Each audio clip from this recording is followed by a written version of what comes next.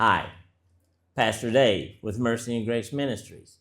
Saya Pastor Dave dari Mercy and Grace. I'm here on the YouTube channel of MKD, Dan saya di sini di YouTube channelnya MDK. who is also a good buddy of mine. Way to go, Hendra. Dan ya dengan teman saya Pak Hendra. And for me and him before we get started. Amen. Ya.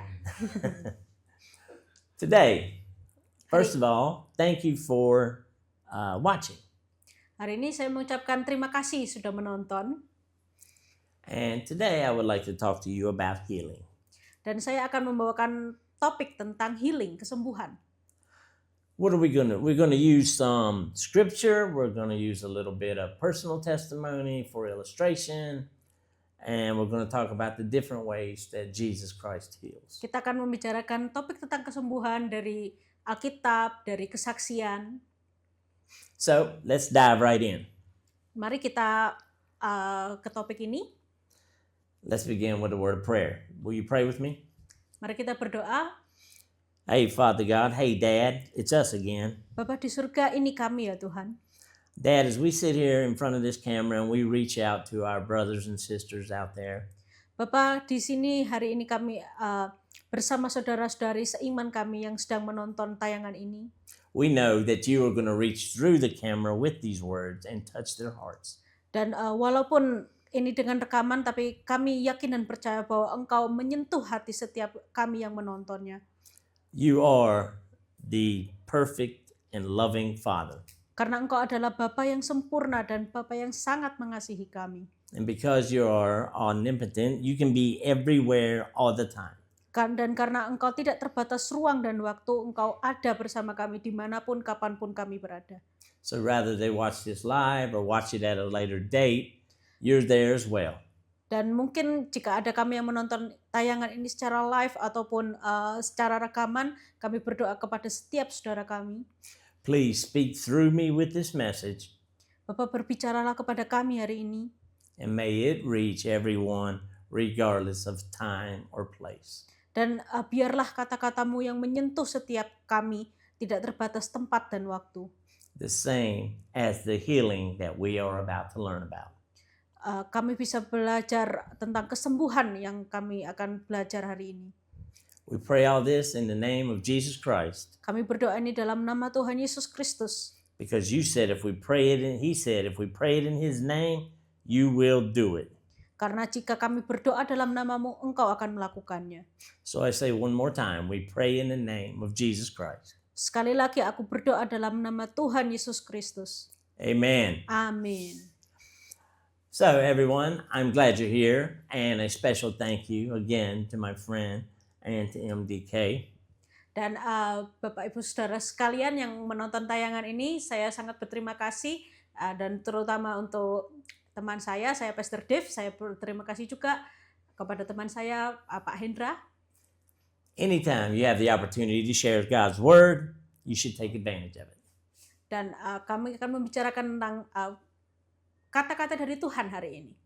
And my friends here at MDK, they reach out in every direction possible. Dan teman saya di MDK ini akan membicarakan hal dari Tuhan. It's definitely a godly organization, and they are definitely anointed. Dan organisasi MDK ini adalah organisasi yang diberkati oleh Tuhan. So let's talk about healing. Dan mari kita membicarakan topik ini tentang healing, kesembuhan. There are many scriptures in the Bible where Jesus healed people instantly. Mungkin ada beberapa ayat di dalam Alkitab di mana Tuhan menyembuhkan secara langsung. And sometimes he still does. Dan itu masih berlangsung hingga sekarang. And sometimes it's a process. Tapi terkadang itu juga proses. Let me say this up front. Just because Jesus doesn't do it right now does not mean he's not going to. Tapi saya mau berkata bahwa hanya karena Yesus belum melakukannya, tidak berarti Yesus tidak akan melakukannya. A couple of the people that we are going to talk about today experienced their healings in exactly that way. Dan saya hari ini akan berbicara tentang orang yang mengalami proses dari kesembuhan tersebut. Remember that not only is this a process, but your walk with the Lord is a personal journey. Tapi itu bukan hanya sekedar proses, tapi untuk berjalan bersama Tuhan itu adalah perjalanan iman.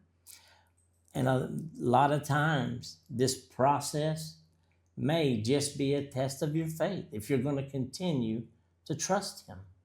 Dan mungkin proses ini akan membicarakan tentang iman kita, bagaimana kita mengikuti Tuhan selama kita menjalani perjalanan iman kita. But nevertheless, it's part of your journey. Tapi meskipun begitu, ini adalah bagian dari perjalanan iman kita. And remember, you cannot have a testimony unless you first survive the test. Dan kita tidak mungkin bisa bersaksi jikalau kita belum pernah mengalami ujian. And Scripture says, even if the healing doesn't come instantly, dan di Alkitab berkata, kalaupun kesembuhan itu belum berlangsung secara langsung, secara instan, the Lord Jesus Christ is right there with you every step of the way. Tapi Yesus sebagai Tuhan selalu ada di situ. No matter what you're going through, please try to realize you don't have to go through it alone. Jesus is walking with you. Dan satu hal yang saya mau ingatkan adalah kita tidak perlu berjalan sendiri karena Yesus akan berjalan bersama dengan kita. As we talk about a process, first let's speak about the man in Mark chapter 8, verses 23 through 25. Sedang kita berbicara tentang proses, kita akan membaca di Markus 8 ayat 23 sampai 25. This is where Jesus had put mud on the man's eyes, and then he had washed them off, and Jesus asked him, "What do you see?" Dan ini menceritakan proses tentang kesembuhan seorang yang buta di mana dia belum langsung melihat orang secara instan, tapi Yesus bertanya kepadanya, "Apa yang kau lihat?" Dan setelah itu baru dia mendapatkan kesembuhan yang secara penuh. The man replied, "I see people, but they look like trees walking around." Ketika Yesus sudah meletakkan tangannya kepada orang buta itu dan dia melihat orang buta itu bisa melihat, dia tidak langsung bisa melihat orang-orang, tapi dia melihat orang-orang yang seperti pohon-pohon tetapi bisa berjalan. So Jesus told him, "Wash again and then tell me what you see." Dan Tuhan Yesus meletakkan lagi tangannya kepada orang buta itu dan bertanya, "Apa yang kau lihat?" Then the man's sight was completely restored, Scripture says. Dan ketika Yesus meletakkan tangannya untuk yang kedua kalinya, akhirnya orang buta itu bisa melihat secara penuh. I believe that Jesus did this intentionally, and I believe that the context shows it as him doing this intentionally. Dan saya berbicara di sini bahwa dengan konteks ini kita bisa melihat sebuah proses yang dialami orang buta tersebut. And I believe that he did it that to show just what we spoke about earlier, that sometimes it is a process. Dan dari cerita ini kita bisa belajar bahwa Tuhan menunjukkan kepada kita sebuah proses. And let's not forget the Apostle Paul, who wrote 2/3 of the New Testament. Dan kita membicarakan tentang Rasul Paulus yang menulis 2/3 dari bagian kitab Perjanjian Baru. Scripture says that the Apostle Paul prayed to the Lord to remove the thorn from his flesh 3 different times. Dan di sini di Alkitab diceritakan bahwa Rasul Paulus itu berdoa kepada Tuhan 3 kali agar Tuhan mencabut duri dari dalam dagingnya. That doesn't mean he said, "Hey Lord, please remove the the thorn. Hey Lord, please remove the thorn." No, 3 different times. Dan ini bukan berarti Rasul Paulus itu langsung meminta kepada Tuhan, tapi dia berdoa 3 kali dalam keadaan yang berbeda, bukan langsung memintanya itu. And every time, the answer that he received was the same answer, and that is, "My grace is sufficient." Dan jawaban yang Rasul Paulus itu terima selama 3 kali dia berdoa ini adalah anugerahku cukup bagimu. Now, by this statement, it has more than just one meaning, my grace is sufficient. Dan saya yakin ada makna dari perkataan Tuhan kepada Rasul Paulus, yaitu anugerahku cukup bagimu. It refers to that, of course, what I'm giving you is good enough, and your weakness is made perfect in my sight. Dan makna dari kata ini adalah anugerah yang aku berikan kepadamu itu cukup, tapi kelemahanmu itu juga aku tahu. Many people, myself included, let's be honest, do more praying when we are in need than we do, let's say, when things are going great. Mungkin banyak dari kita, ya termasuk saya sendiri, kalau berdoa mungkin hanya ketika hanya butuh, saya akan berdoa dengan sungguh-sungguh pada Tuhan. When things are going great, we are more likely to celebrate. That's not a negative thing, and we call friends to celebrate with them. Mungkin kalau keadaannya itu sudah mengenakkan ya bagi saya atau bagi saudara, mungkin kita akan lupa untuk berdoa kepada Tuhan. Dan kita akan merayakan kesuksesan kita, kegembiraan kita dengan teman-teman kita. And I have to say that from what I've studied, that's okay because it's a normal human reaction. But let's always try to keep the Lord first. Dan mungkin ini bukan hal sesuatu yang tidak normal bagi kita untuk merayakan kesuksesan, kegembiraan kita bersama dengan teman-teman kita. Tapi saya mau ingatkan untuk kita kembali kepada Tuhan sekalipun keadaan kita sedang gembira atau sedang sukses. But again, I say, usually when people are in need, they turn to the Lord then and right away. Dan mungkin dalam keadaan ini kita tidak menyadari bagaimana kesalahan kita atau apa yang perlu kita dekat kepada Tuhan.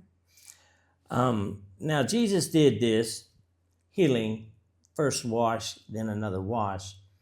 I believe that he did it intentionally, and he did it in front of other people intentionally so that they would have something more visual to see. Dan proses di mana Tuhan Yesus meletakkan tangan kepada orang buta tersebut bukan hanya satu kali, tapi 2 kali. Itu menunjukkan bahwa ada proses yang dilalui oleh orang buta tersebut. Now, during our healing process, sometimes it takes medical care. Sometimes it takes us making different choices. Sometimes it takes changing our diet. Dan untuk menjalani tentang kesembuhan ini mungkin ada proses. Beberapa orang butuh proses dalam medis, dalam pilihan-pilihan, dan dalam mungkin teknologi. And these are all great things because let's try to remember that the people that do these, the doctors and the leaders and the mentors and the caregivers, they're all given this wisdom by the Lord himself. Dan mungkin kalau kita sakit dan kita butuh proses kesembuhan, Tuhan akan memakai dokter, memakai pengobatan medis, memakai teknologi untuk menyembuhkan kita. And sometimes, if you're like me, and if you're like others that I know, and also the Apostle Paul, sometimes you just have to wait for a season to be healed.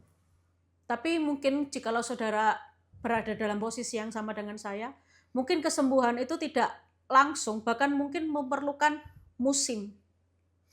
And sometimes that season is a long season, but you may still receive healing in the process. You may not be completely healed, but the Lord may still heal you in that process.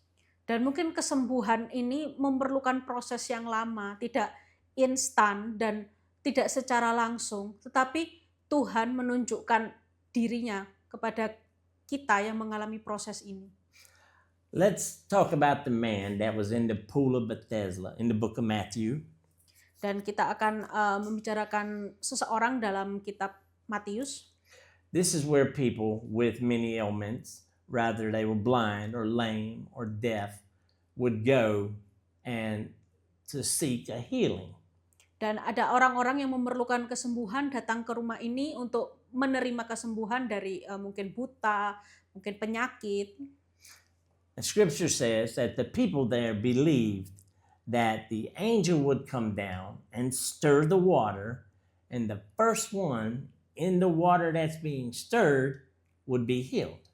Dan mereka percaya bahwa malaikat Tuhan akan datang, akan turun ke tempat itu dengan menunggu gelombang air, dan orang yang bisa masuk dalam gelombang air tersebut akan sembuh. And of course, as many know, in the story, the man that we're discussing was there for a period of 38 years. Dan seperti yang kita tahu dalam cerita ini, kalau laki-laki ini sudah menunggu selama 38 tahun. And then here comes Jesus Christ on the scene. Dan Tuhan Yesus datang ke tempat itu. Jesus came to see this man on the Sabbath on purpose. Tuhan Yesus itu datang di tempat itu pada hari Sabat, itu dengan sebuah tujuan. Many scholars say that had Jesus Christ waited 30 more minutes, it would not have been the Sabbath anymore. But again, Jesus had a reason for coming there and doing this on the Sabbath. Mungkin ada orang-orang yang berkata, kalau Tuhan Yesus bisa menunggu 30 menit lagi, Sabat itu sudah selesai. Tapi Tuhan Yesus datang tepat di saat itu, di waktu tersebut, dengan sebuah tujuan. So as scripture says, Jesus walks over to him and leans over and says, "Do you want to be made well?" Some scriptures read, "Do you want to be made whole?" Dan Tuhan Yesus mendatangi pria tersebut dan bertanya, apakah pria ini ingin sembuh? But when it comes to Jesus Christ, the healing is the same. It's total and complete. Dan ketika ini kepada Tuhan Yesus menyembuhkan orang ini tidak melalui proses tapi secara penuh. So Jesus leans over and says, "Do you want to be made well?" At first, I used to think that was a little bit, kind of cruel.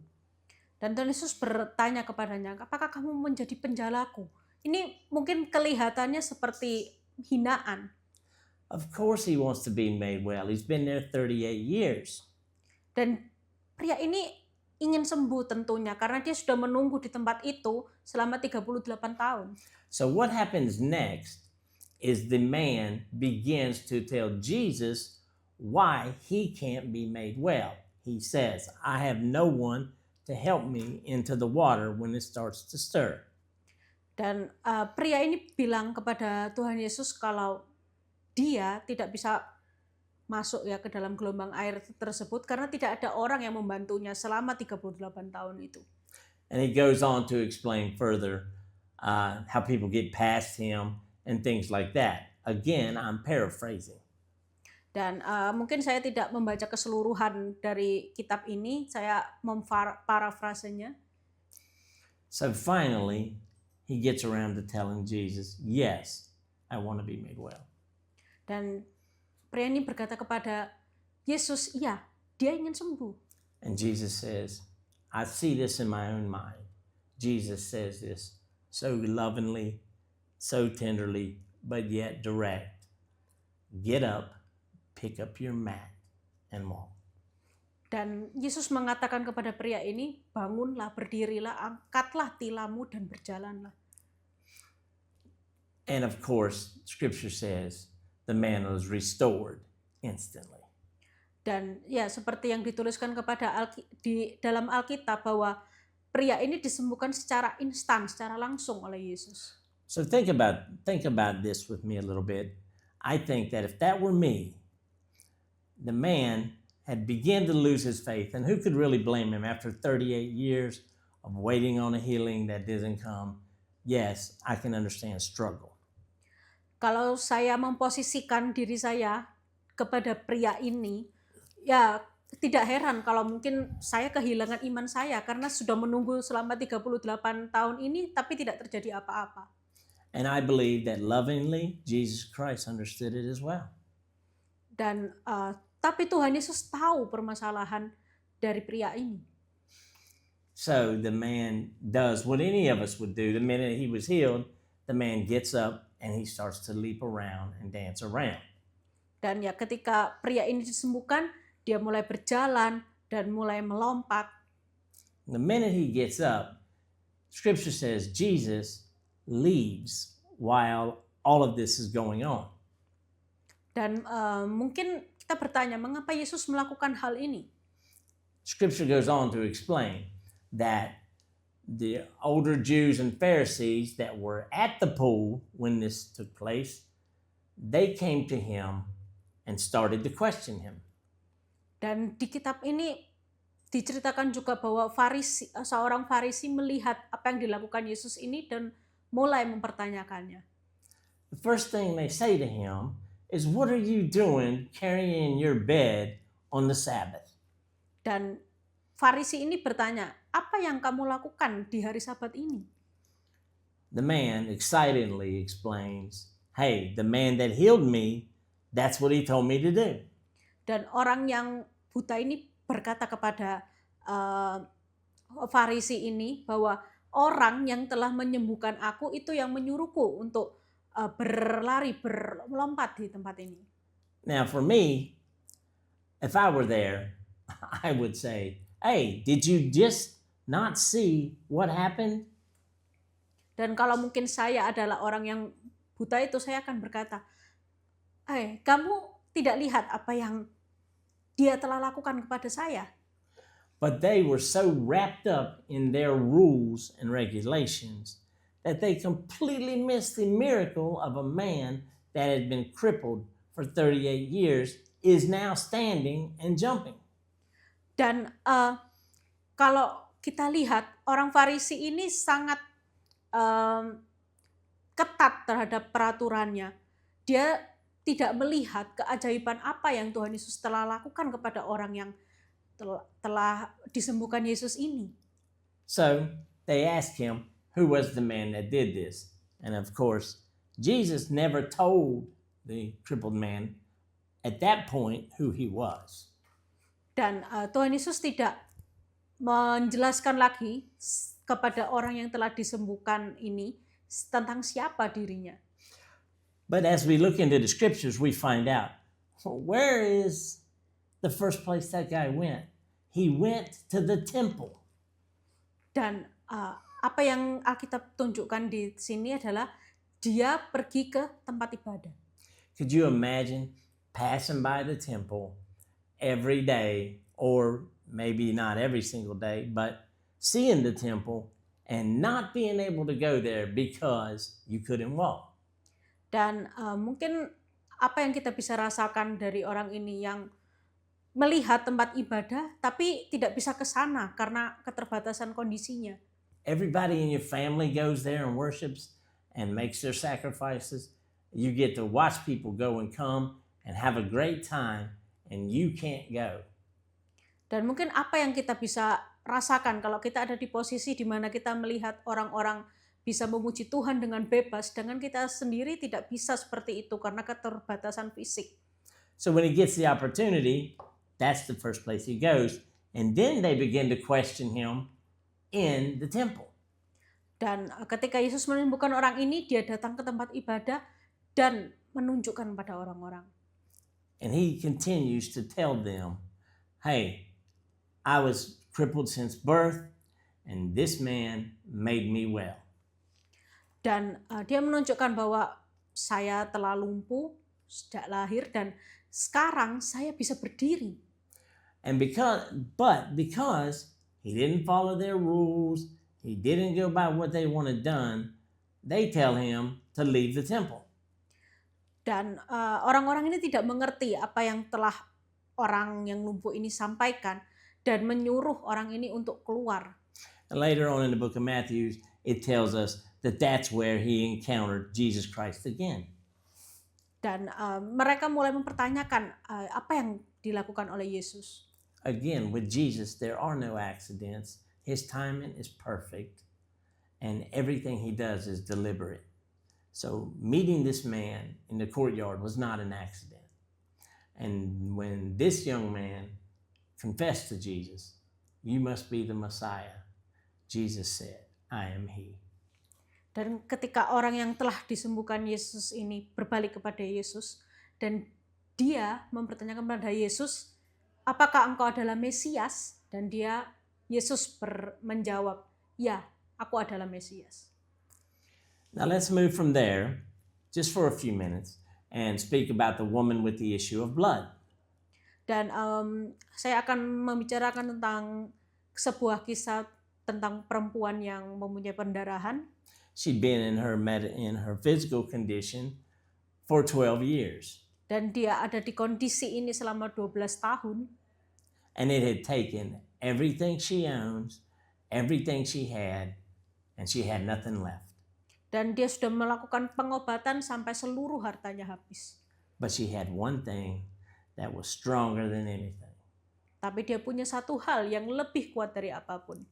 After hearing from other people about Jesus Christ, her faith went off the chain, as we say in America.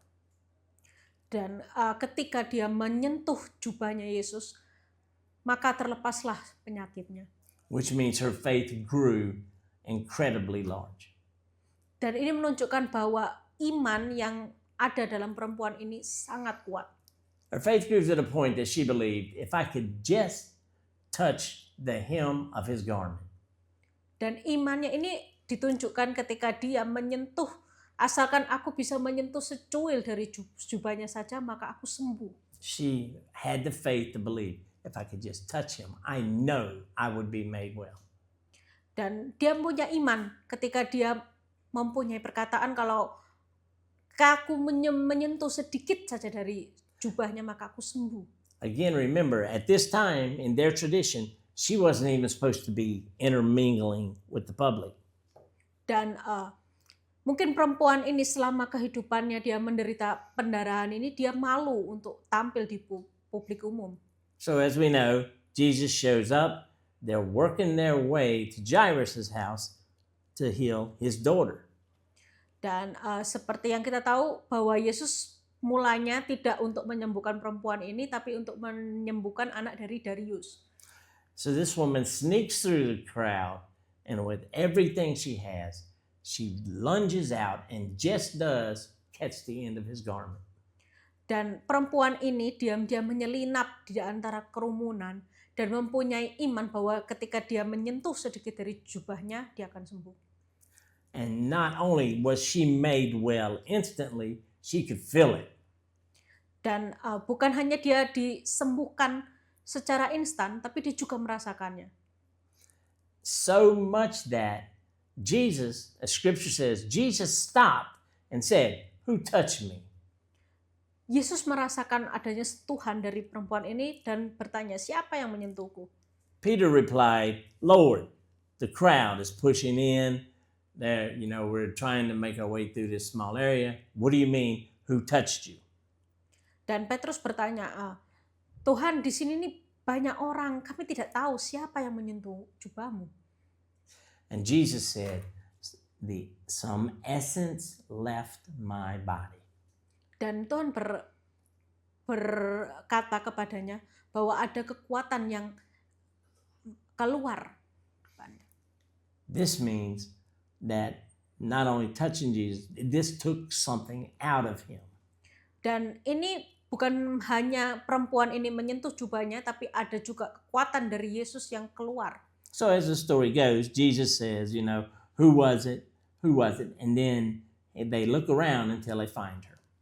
Dan Yesus terus menanyakan siapa yang melakukannya, siapa yang melakukannya. Dan semua mencari sampai perempuan itu ditemukan. And the woman spoke on trembling knees of, "Lord, I believe it was me, and I knew that if I could touch you, I would be made well."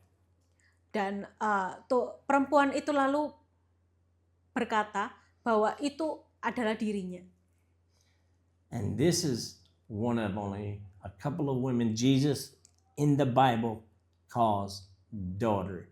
He said, "Daughter, your faith has made you well." Dan Yesus berkata kepada perempuan ini, anakku, dia berkata kepada perempuan ini, anakku, imanmu telah menyelamatkanmu. Now go in peace. Nah, sekarang pergilah dengan damai. Now, if we look at these two, we see that the first man struggled with his faith. Of course, it had been 38 years, but he had more excuses than anything. Dan kalau kita kembali kepada pria pertama yang telah lumpuh selama 38 tahun, So Jesus went to him and healed him. Yesus mendatanginya dan menyembuhkannya. This woman believed if I could get to Jesus, I would be healed. Dan perempuan ini yang menderita pendarahan juga punya iman yang sama. Kalau aku datang kepada Yesus, aku akan disembuhkan. But in both cases, it took their faith to heal them. Dan di kedua kasus ini, mereka sama-sama butuh iman untuk disembuhkan. And the last one I want to make a comparison with is the man that was hiding that had leprosy. Dan ada perbandingan lagi tentang seorang pria yang bersembunyi di balik pohon ara. As he surprised Jesus on the path, Dan dia bertemu Yesus di jalannya. he said, Lord, I've heard the stories, and I know that you can heal me. But if you will. Dan dia berkata kepada Yesus, dan dia percaya kalau Yesus akan menyembuhkannya. He never doubted that Jesus could heal him. He said, if you will. Dan dia tidak mempertanyakan Yesus, dia percaya kalau Tuhan mau, Tuhan akan menyembuhkannya. And of course, Jesus says, I will. He reaches out with his right hand, touches the man, and the man is instantly healed. Dan Tuhan Yesus berkata kalau dia akan menyembuhkannya, dan dia menyembuhkan orang tersebut. The man's faith was incredibly strong. His ability to get to Jesus was limited, but none of that hampered his belief in Jesus is able to do it. He said, if you will. Dan pria ini tidak meragukan kekuatan daripada Yesus, tapi dia berkata sekali lagi, kalau engkau berkehendak, engkau akan menyembuhkanku. Now, if you bear with me for just a minute, let me take a second and bring this into up to date. Dan saya akan membicarakan tentang topik ini. Myself is in the process of being healed by Jesus, and let me tell you why. Dan saya akan membicarakan tentang proses saya dalam mendapatkan kesembuhan. When I was younger and in the military, I jumped out of an airplane. Ketika saya masih muda dan saya bergabung dengan kemiliteran, saya pernah jatuh dari pesawat. From 10,000 feet down, we had a parachute malfunction. Dan di ke atas ketinggian 10.000 kaki, saya mempunyai kerusakan di parasut saya. Even with pulling a reserve parachute, I still hit the ground and broke my neck and back. Walaupun saya punya 2 parasut, tapi saya tetap jatuh ke bawah. And I was paralyzed from the waist down. Dan saya lumpuh setengah badan dari pinggang ke bawah. I was in a wheelchair and I was told I would never walk again. Saya ada di kursi roda dan saya berpikir saya tidak dapat berjalan lagi. The fact that the fall didn't kill me shows that Jesus had to intervene. Dan kenyataan bahwa kondisi ini tidak membunuh saya, itu menunjukkan bahwa Yesus itu ada dalam saya. So, as it came to pass, after multiple spine surgeries and neck surgeries, dan setelah kejadian itu saya mengalami beberapa kali operasi, and the modern technology of having a computer inserted inside my body, dan ada teknologi komputer yang ditanamkan dalam tubuh saya with 4 meters of wire, dengan 4 meter kabel, I began to walk again. saya bisa berjalan lagi. This is all part of the process that we spoke about earlier. Dan ini adalah proses yang saya alami. This is also what we talked about. Sometimes it takes medical help. Sometimes it's more than just praying and being healed instantly.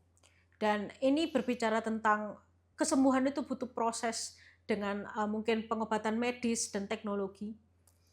So far at that process in my life, I never asked Jesus for healing. Dan sepanjang proses yang saya alami, saya tidak pernah bertanya pada Yesus, mengapa ini semua terjadi pada saya? I will never be 100% healed, Mungkin saya tidak 100% sembuh, but at least I can feel. tapi saya bisa merasakannya. I am blessed and favored. Saya diberkati dan saya merasakan favor-nya Tuhan. Every day that I live is another step in the journey with the Lord. Dan saya merasakan setiap langkah Tuhan dalam kehidupan saya. As of now, I have 56 screws in my body. Dan saya punya 56 skrup dalam tubuh saya. I have 8 rods, Dan 8 implan penyambung tulang. 2 braces, 2 kawat, a plate in my head, sebuah plat di kepala saya 4 bolts, dengan 4 baut, a computer in my spine, sebuah komputer ditanamkan dalam badan saya, 4 meters of wire, dengan kabel di tulang belakang sepanjang 4 meter, an artificial knee, dan lutut palsu, and a totally replaced shoulder, dan bahu juga yang diganti dengan bahu palsu. and a bullet stuck in my groin. Dan ada bullet yang tersimpan di tubuh saya. I've been in a coma 3 times. Saya pernah koma selama 3 kali. I've been dead and had to be shocked back to life 2 different times. Dan saya pernah merasakan seperti mati selama 2 kali. I say all of this to bring up one point. Dan saya menceritakan semua ini untuk satu poin. I am no one special. Saya bukan orang yang spesial. The Lord Jesus Christ has that same healing for every single person that may need it. Yesus punya kesembuhan, anugerah kesembuhan yang sama untuk setiap orang yang membutuhkannya. He has a plan for everyone under the sound of my voice. Dan dia punya rencana kepada setiap orang. So back to our healing, I've been in the process of being physically healed ever since the parachute injury. Dan kembali ke topik healing, saya sudah merasakan kesembuhan fisik selama proses ini. And I will be in a process until the Lord takes me home. Dan saya masih akan terus menjalani proses sampai Tuhan memanggil saya kembali. And I point all this out to say this is a physical condition. Dan saya membicarakan ini adalah topik tentang kesembuhan fisik. But sometimes that's not the only thing the only way we need to be healed, is it? Dan terkadang tidak hanya kesembuhan fisik, Sometimes it's physical, but it's also emotionally and spiritually. tapi juga kesembuhan tentang emosional dan spiritual. The Bible says in Psalms 147:3, Dan Alkitab berkata di Mazmur 147 ayat 3, He heals the brokenhearted and binds up their wounds. Ia menyembuhkan orang-orang yang patah hati dan membalut luka-luka mereka. If you've ever suffered a rejection from someone, Kalau ada di antara kita yang mengalami penolakan dari orang, if you've ever been lied to by someone that you really counted on, dan mungkin kita dihianati oleh orang yang sangat kita percayai, if you trusted somebody with what at the time you felt like was a life-changing decision and they let you down, dan mungkin kalau kita menaruh kepercayaan kita kepada seseorang dan dia mengkhianati dengan meninggalkan kita, then you, my friend, probably carry some kind of trauma, or it can be said a spiritual or emotional wound. dan mungkin saudara mengalami emosi fisik yang dikaitkan dengan trauma kebatinan. And many times we carry these wounds and we don't even realize it. Dan kadang kita membawa luka yang kita tidak sadari. But let me tell you, Jesus Christ cares about that too. Tapi saya mau berkata bahwa Yesus itu peduli kepada kita. He cares about every single aspect of your life. Dia peduli kepada setiap aspek kehidupan dalam kehidupan kita. Jesus came not only to heal the physical body, but also the emotional and spiritual ones as well. Yesus datang bukan hanya menyembuhkan kita secara fisik, tetapi secara emosi dan spiritual.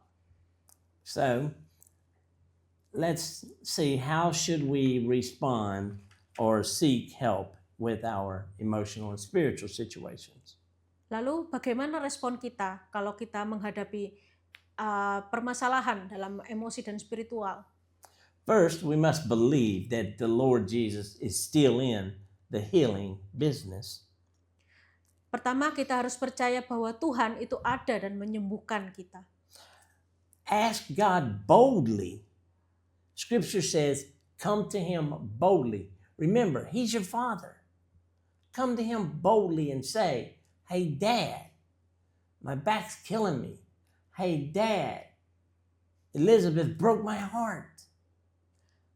Come to him boldly and say these things. Dad, I need you to fix it. Tanya kepada Tuhan dengan sungguh tentang kesembuhan kita. Kita perlu bertanya kepada Tuhan, mungkin tentang sakit hati kita yang kita alami dengan orang-orang tertentu. Kita perlu bertanya kepada Tuhan. Remember, we have to trust in his timing, not our own. Kita perlu ingat bahwa kita harus percaya kepada waktu Tuhan, bukan waktu kita. And we must also remember that he knows what is best. Dan kita perlu tahu kalau Tuhan itu tahu yang terbaik tentang kita. And let's face it, even God says sometimes you need to swipe right. Dan mungkin kalau Tuhan berbicara pada hati kita, mungkin ini saatnya ganti. Which means delete somebody. Untuk mungkin kalau kita di media sosial, mungkin kita harus hapus orang ini. You must receive God's peace while you wait for his healing.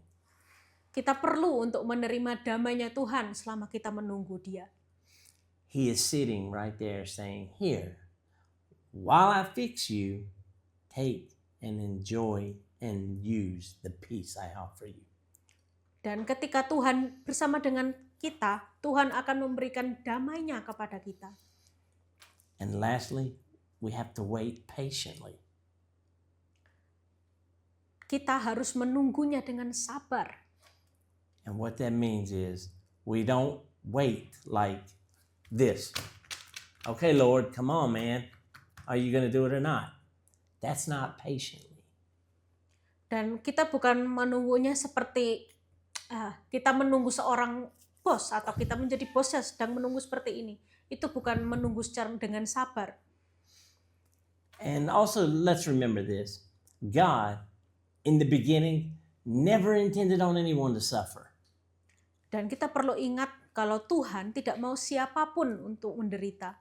It wasn't until sin came into the world that man began to suffer. Dan itu terjadi ketika manusia sudah jatuh dalam dosa dan menderita. Now let's fast forward to his son, Jesus Christ. Dan mari kita melanjutkan pada Yesus sebagai anaknya. Jesus knew he was going to suffer. He knew he was going to have to, as scripture says, drink from the cup of God's wrath. Dan kita tahu kalau Yesus akan menderita. Yesus tahu dia akan menderita dan dia akan menanggung penderitaannya itu. And I submit this to you. Jesus didn't want to die. Jesus prayed, Father, let this cup pass from me. But if it is your will, I will do it. Dan Yesus tidak mau untuk menderita. Bahkan dia tidak mau untuk mati. Dan dia bahkan berdoa, Tuhan, jauhkanlah cawan ini daripadaku. Tetapi kalau ini adalah kehendak-Mu, maka terjadilah. He knew what was coming.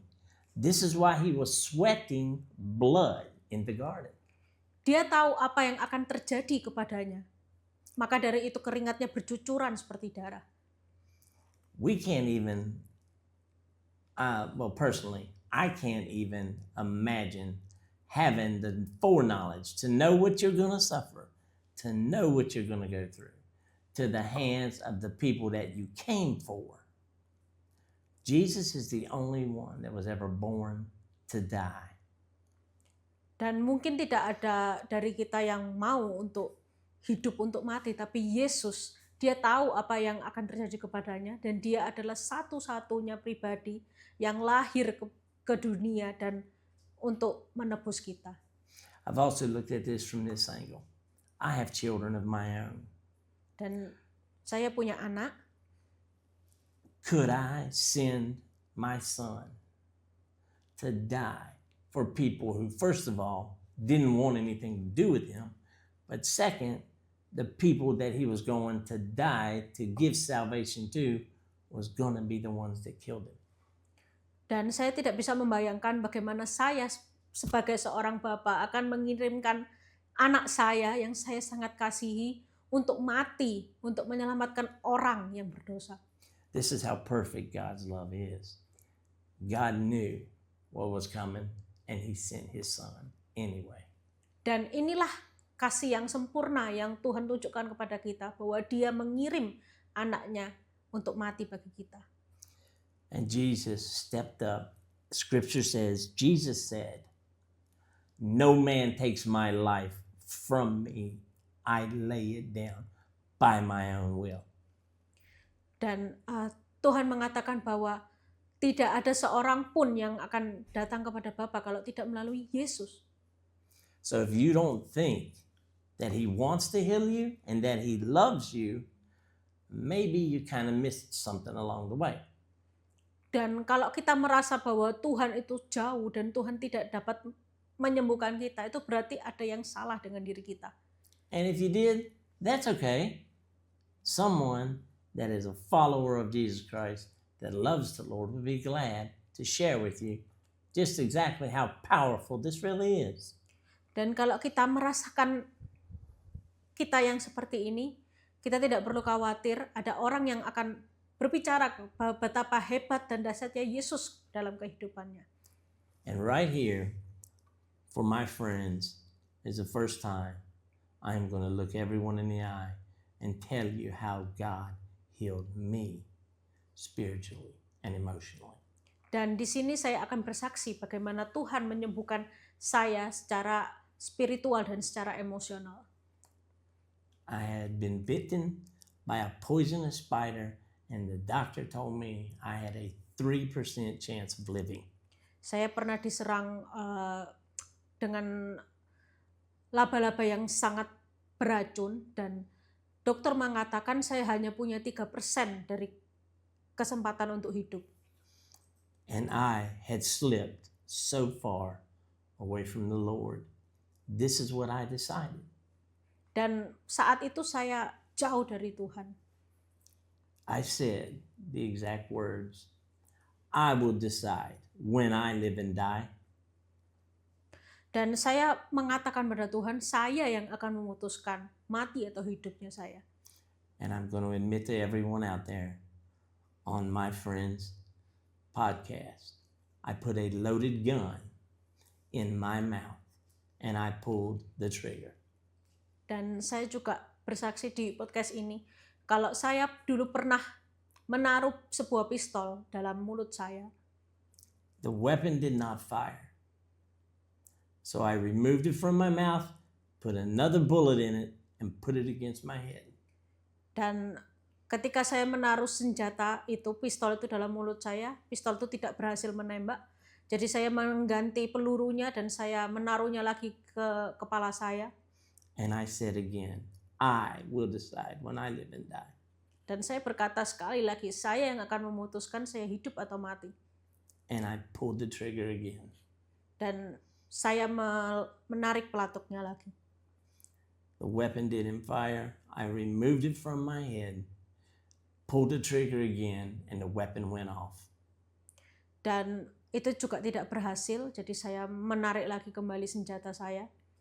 I tell you this to show you how quickly God will heal you spiritually, emotionally. Dan saya berbicara ini, kesaksian saya bagaimana saya mengalami proses kesembuhan secara emosional dan spiritual. I laid the gun down and said, "Yes, Lord, I'm listening. What do you want me to do?" Dan saya akhirnya menaruh senjata saya kembali dan saya berbicara kepada Tuhan, "Ya Tuhan, aku mendengarkan apa yang Kau ingin lakukan padaku." And even then, I didn't realize how quickly Jesus had healed me. Dan saya tidak menyadari bagaimana dengan cepat Tuhan menyembuhkan saya. And now, I sit here as Pastor Dave of Mercy and Grace Ministries.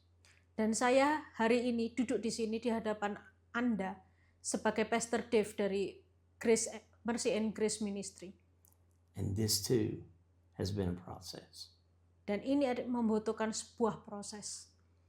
So let me say to you, Jesus Christ loves every single one of you. Dan saya katakan sekali lagi, Yesus mengasihi setiap kita. Everything He's had for me, He has for you. Dan semua yang Yesus lakukan pada saya, Dia akan melakukannya juga pada saudara. The last part of this message has been a little bit heavy compared to how I usually preach. Dan hal yang terakhir yang saya mau katakan dan mungkin agak lebih berat. But like I said, this is the first time I've openly and admittedly to what I actually tried to do. Dan ini adalah pertama kalinya saya terbuka dan membicarakan tentang ini. My friend here, Hendra, had no idea that I was going to admit this. Mungkin teman saya, Pak Hendra, tidak tahu apa yang saya akan katakan hari ini. But this is how the Lord works. Tapi ini adalah cara bagaimana Tuhan bekerja. And this is why your testimony is so important. Dan mengapa kesaksian ini sangat penting. And so, I sat here and it sounds very somber. Dan saya akan mengatakannya ini. But I tell you what, I have to be one of the most excited and happy people in Indonesia. Saya adalah orang yang sangat berbahagia di Indonesia. For 2 words, but God. Dengan 2 kata, tapi Tuhan. If He didn't have plans for me, I wouldn't be here today. Kalau ini bukan kehendak Tuhan, aku tidak akan ada di sini hari ini. So Jesus' death for me over 2,000 years ago, Tuhan telah mati bagi saya selama 2000 tahun yang lalu. you know what? Instead of suffering through the process of getting better, I would say I am blessed and highly favored. What do you think? Dan mungkin kepada setiap kita yang menjalani proses, saya mau berkata bahwa saya diberkati. So I'm happy to say, you know what? Anytime, I told my friend, anytime you want me to speak, I'll be glad to speak. Because I know Jesus Christ died for every single one of us. Dan kalau saya diminta lagi untuk berbicara, saya akan dengan sangat bahagia berbicara karena saya tahu apa yang Tuhan Yesus lakukan. And Jesus now sits at the right hand of God. Dan Yesus berbicara dengan kekuatan dari Tuhan. Therefore, He cannot die again. Maka dari itu dia tidak akan mati lagi. So you're already paid for, my friend. Dan saya berharap bahwa kita semua beriman. It's like this water. I say, here you go.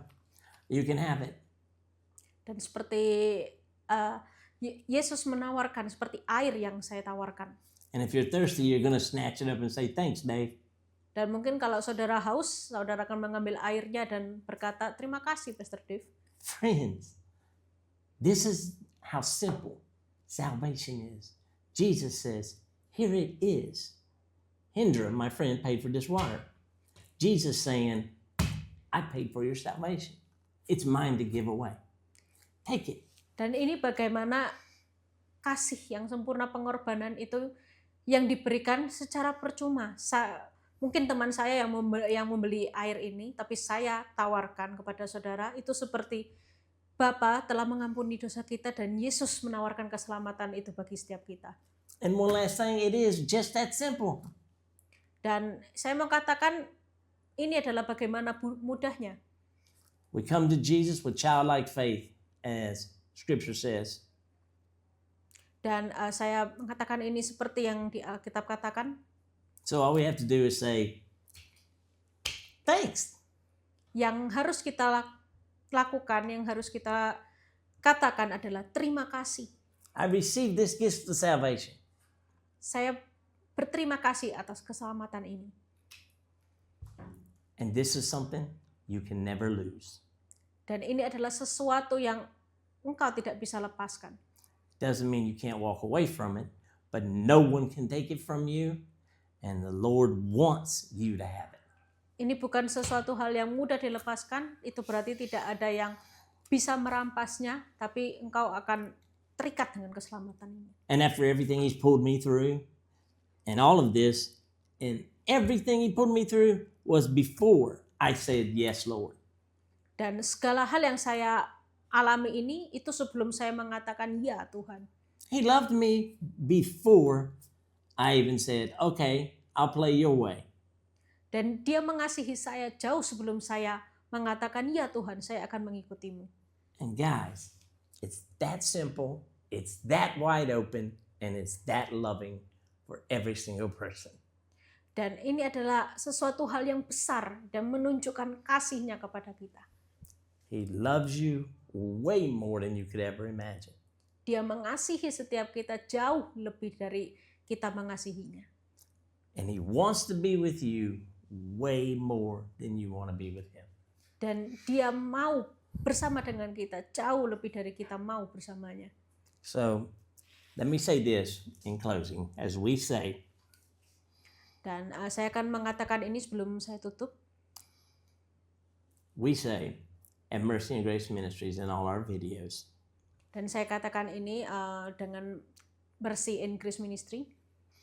we say, support your local church, Adalah untuk dukung gereja lokal Anda.